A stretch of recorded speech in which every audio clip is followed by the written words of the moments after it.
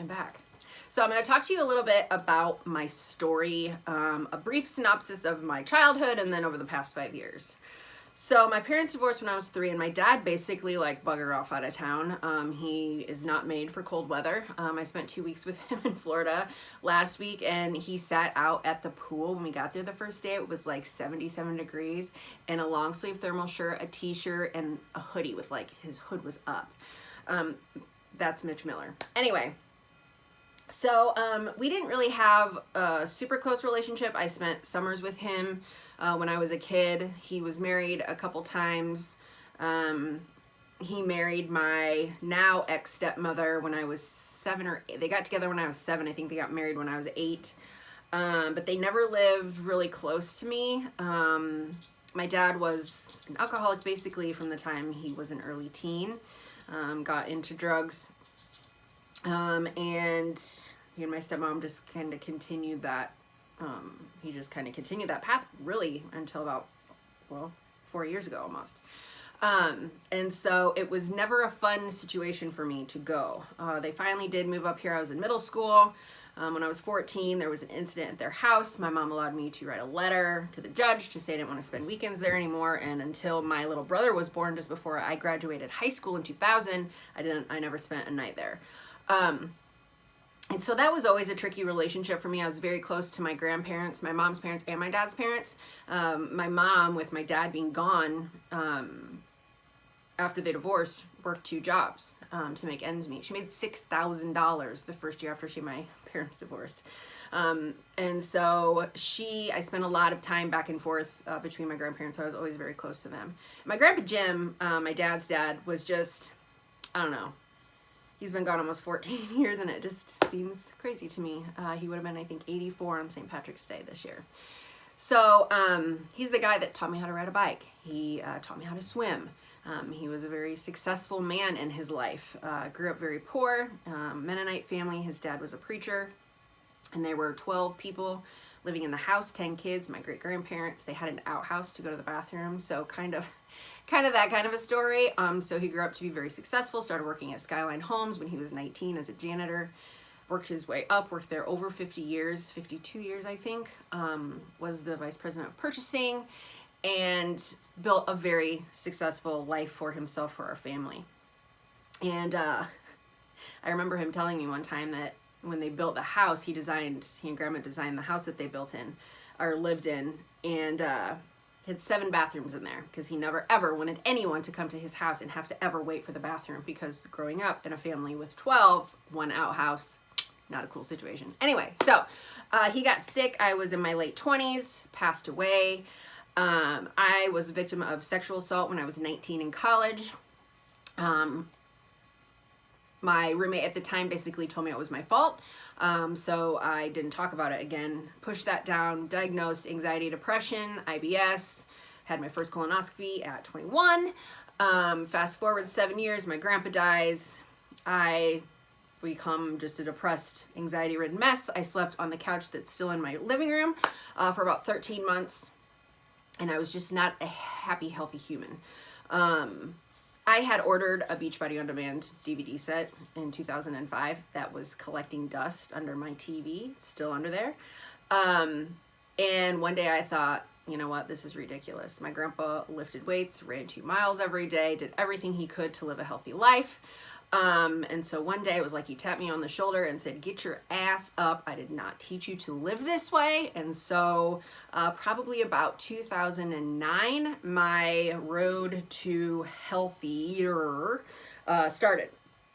Slowly but surely, I worked off about 40, 50, 60 pounds probably on myself, by myself, 1 to 2 painful pounds a week.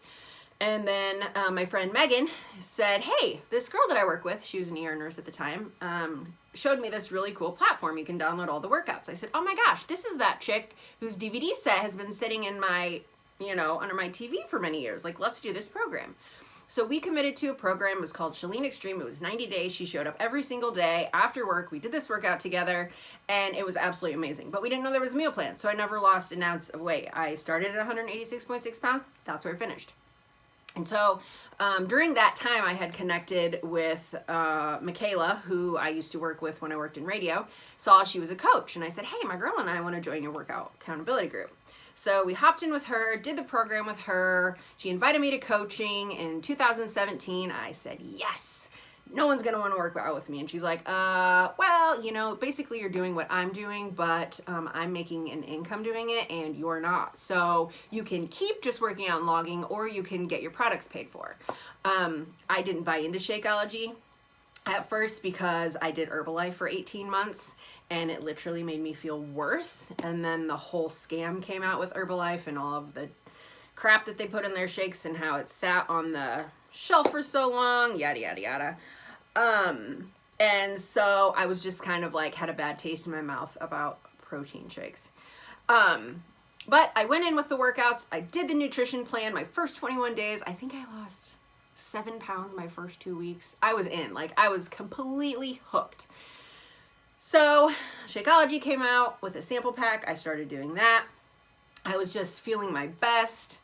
We launched an 80-day workout program. I went all in, committed to a time nutrition plan. I got down to 90-pound weight loss. I had an incredible transformation. 3 or 4 days before I finished my program, I had just got home from a campus life trip. I was a ministry leader with Youth for Christ, and we'd spend a week in Florida with these kids on spring break. I watched 17 kids say yes to Jesus for the first time. We got home on Friday, went to church on Sunday, and I got a message on Messenger from my stepmom's sister, who I hadn't talked to probably in 20 some years, and she said, I need you to call me right now. So called her. Turns out that my dad and stepmom got drunk, got in a fight. My dad got out a gun.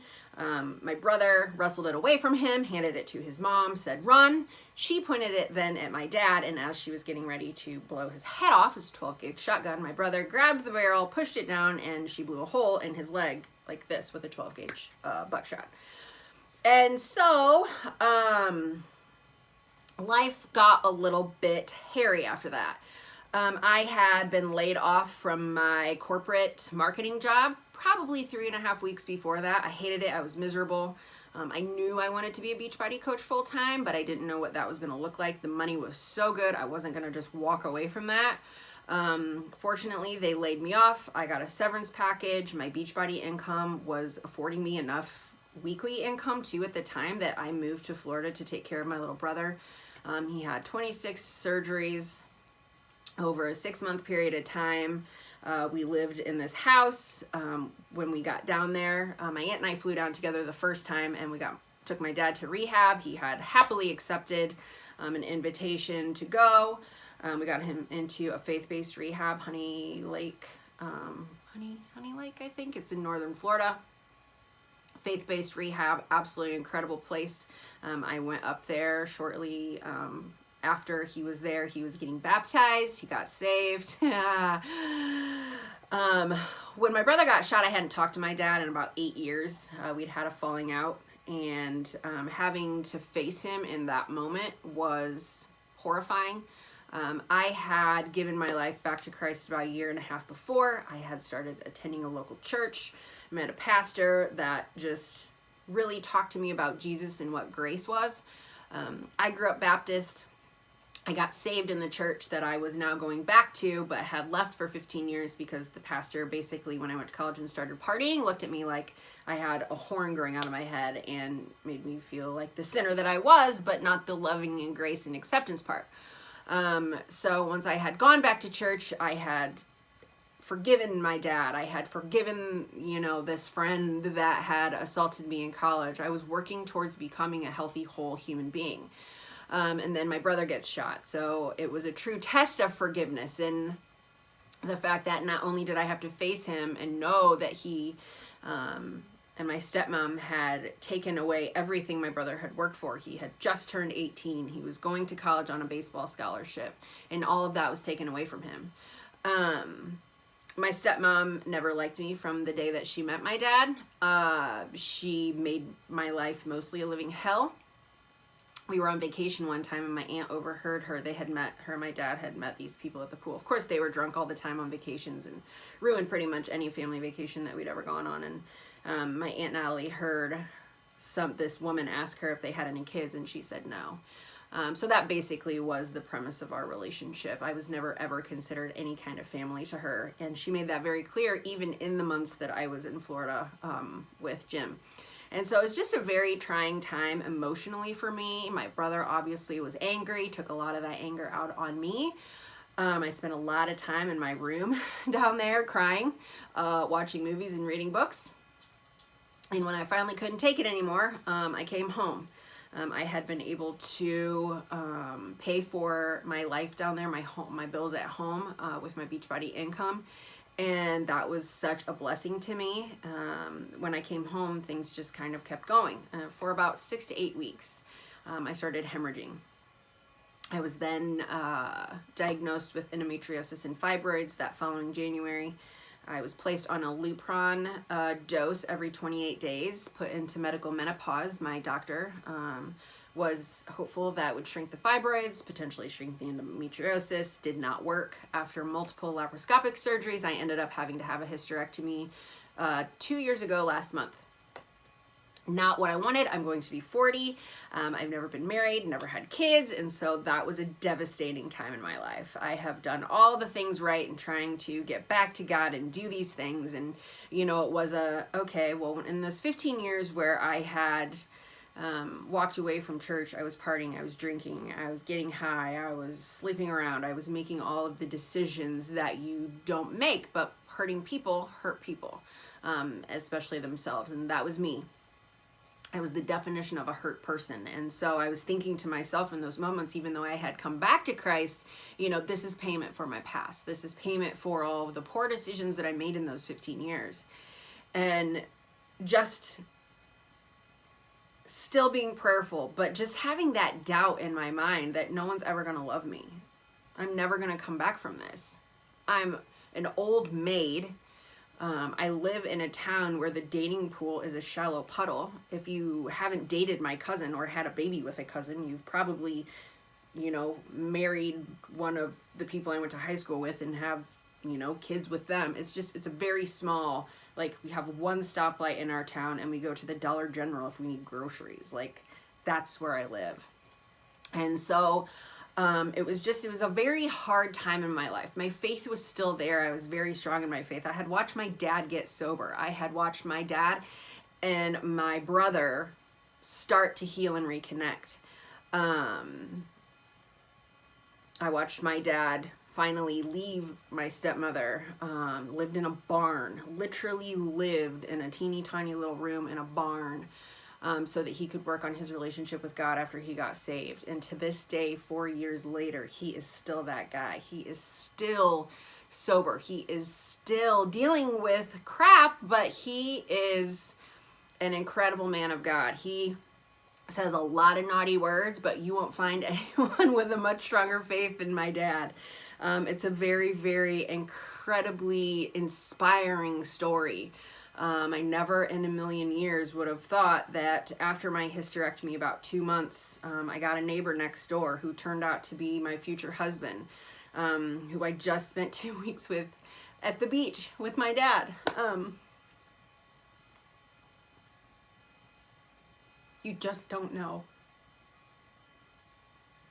You don't know where God is going to take you in your life. And sometimes in the times where you feel at your lowest, He's always working. So we're going to talk about my personal development journey next. We're going to talk about where things have come in the past 5 years, how things are shifting in my personal development journey, in my relationship, and the things that I do daily in order to work towards being the happy, whole, healthy human that I know God wants me to be. So thank you for listening. Stay tuned.